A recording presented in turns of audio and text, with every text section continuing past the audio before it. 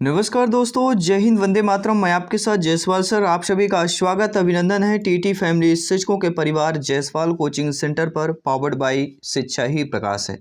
दोस्तों, बात करेंगे आज के पेपर के एनालिसिस की, बात करेंगे बाय जायसवाल सर। जी हाँ, आज फिर भी ताबड़तोड़ प्रश्न आए हैं अंतरिक्ष से। पूरे टॉपिक की बात करेंगे, बाल विकास की बात करेंगे, हिंदी की बात करेंगे, संस्कृत की बात करेंगे, मैथ्स की बात करेंगे, A to Z बात करेंगे। और वीडियो के अंत में ये भी बताएंगे कि मूल मंत्र क्या है सिलेक्शन पाने का और 100+ स्कोर करने का। जी हाँ, जिस तरह से टफ कंपटीशन आ रहा है, 100+ अगर स्कोर करना है तो मूल मंत्र इसके आज हम बताने वाले हैं। जी हाँ, बहुत ही आप लोगों को मदद कर रहे हैं।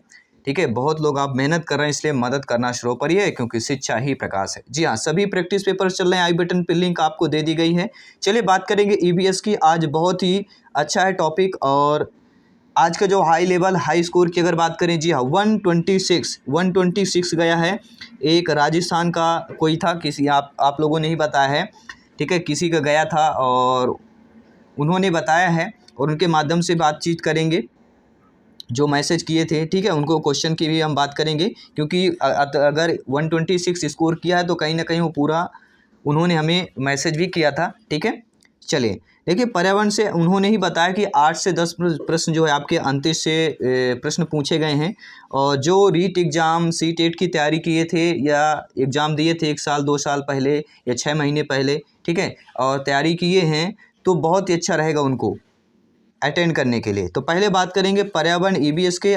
जी हाँ, सारे प्रश्न, सारे कैंडिडेट के अलग अलग प्रश्न पूछे जा रहे हैं। ठीक है, किसी के 8 से 10 प्रश्न अंतरिक्ष से आ रहे हैं। कोई समझ ही नहीं पा रहा कि ये अंतरिक्ष का प्रश्न है कि नहीं प्रश्न है। ठीक है, तो मंगल ग्रह पर खनिज लवण की खोज किस देश ने की, ये आज प्रश्न पूछा गया है। ग्रह नासा से संबंधित प्रश्न पूछा गया है। PSLV कब छोड़ी गई थी, यह प्रश्न पूछा गया है। PSLV अर्थात ध्रुवीय उपग्रह प्रमोचक रॉकेट, भारत का तृतीय पीढ़ी का प्रमोचक यह रॉकेट है। यह पहला भारतीय प्रमोचक रॉकेट है जो द्रव चरणों से सुसज्जित जो हो गए। अक्टूबर 1994 में इसके प्रथम सफल प्रमोचन के पश्चात जून 2017 तक लगातार 39 सफल मिशनों के साथ PSLV भारत के विश्वस्त एवं बहुमुखी विश्वसनीय प्रमोचक रॉकेट के रूप में उभर कर आया है। कब इसे, तो 1994, अक्टूबर 1994 की बात करेंगे। PSLV भारत के विश्वस्त एवं बहुमुखी विश्वसनीय प्रमोचक रॉकेट के रूप में है।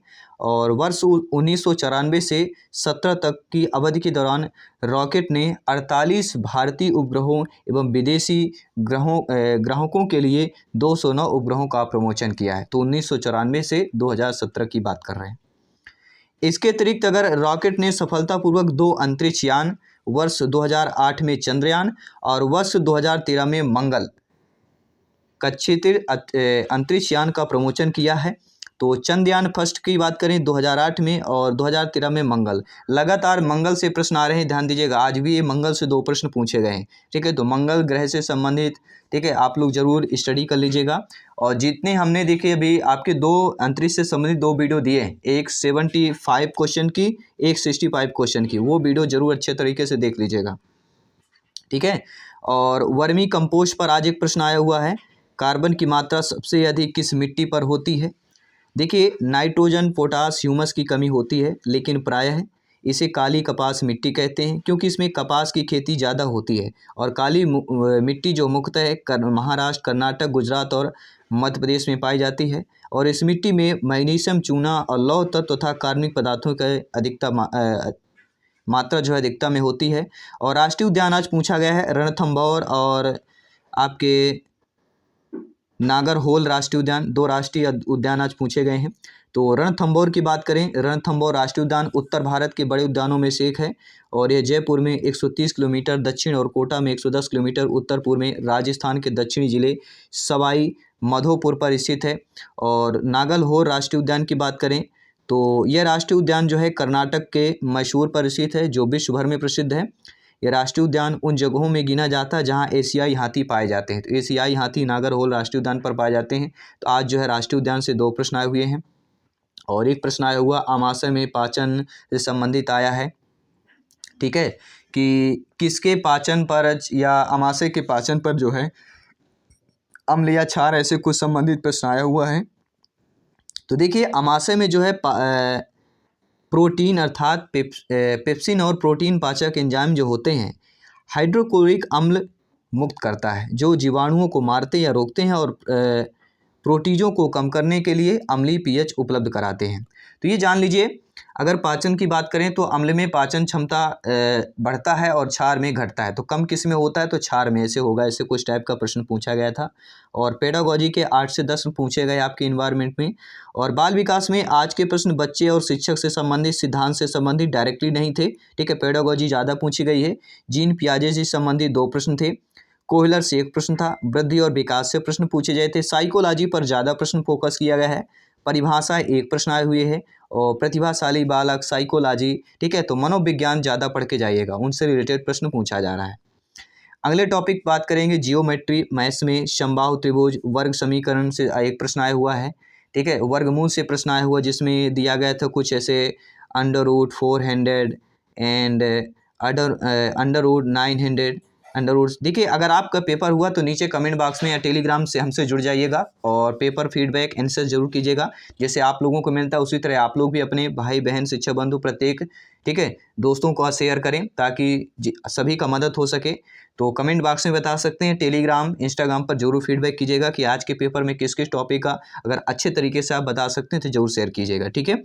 और आयु से आज 2 प्रश्न आए हुए हैं। ज्यामिति, बीजगणित, सरलीकरण से 2-3 प्रश्न है। अनुपात से 2-3 प्रश्न आए हुए। नॉर्मल प्रश्न आए। गणित इतना ज़्यादा आज कठिन नहीं आई है, ठीक है। जो अगर नॉर्मल आप पढ़े होंगे थोड़ा बहुत तो आप लोग कर लेंगे। और प्रश्न आयत प्रतिशत से 1 प्रश्न आया हुआ है, जी हाँ। और आयत से भी 1 प्रश्न आया हुआ है। और पेडागोजी 7 से 8 प्रश्न आपके इसमें पूछी गई है। मैथ्स पेडागोजी में 7 से 8 प्रश्न, ज़्यादा नहीं आई थी।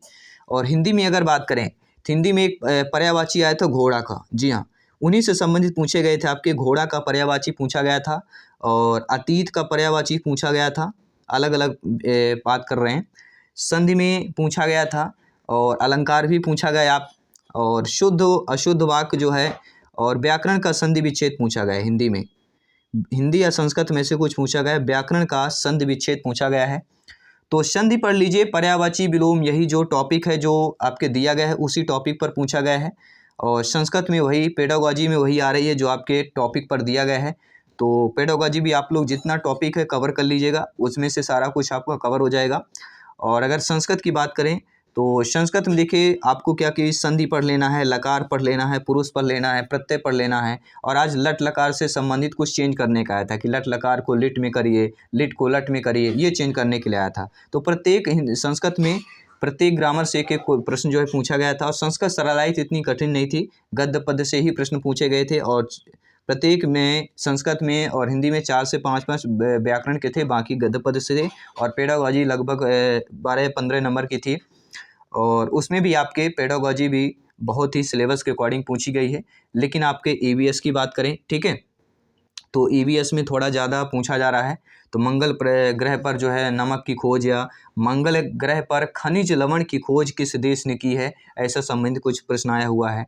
तो अंतरिक्ष से आज ज़्यादा टॉपिक है। जैसे कल के मैरी कॉम से 2 प्रश्न आए हुए थे कल में, ठीक है। मैरी कॉम से कल जो शाम का पेपर हुआ तो उसमें मैरी कॉम से 2 प्रश्न आए हुए थे कि मैरी कॉम को जो है अर्जुन पुरस्कार कब मिला और वर्ल्ड चैंपियन में इन्होंने कितने स्वर्ण पदक जीते, ठीक है। एनसीएफ 2005 से प्रश्न आया था इवनिंग में, ठीक है। और आज का जो टॉपिक हमने हाई लेवल बता दिया, बहुत ज़्यादा नहीं है, 126 गया है, ठीक है। हाई ज़्यादा है कि नहीं, लेकिन सबसे ज़्यादा बता दूँ 100+ जो है बहुत ही कम जा रहे हैं। किसी के 70, 80, 90, 95, 92, 98, 99 ऐसे स्कोर ज़्यादा मिले। 100 के जो है लगभग बहुत ही कम गए 100+। तो आज का जो हाई स्कोर की अगर बात करें तो 126 है।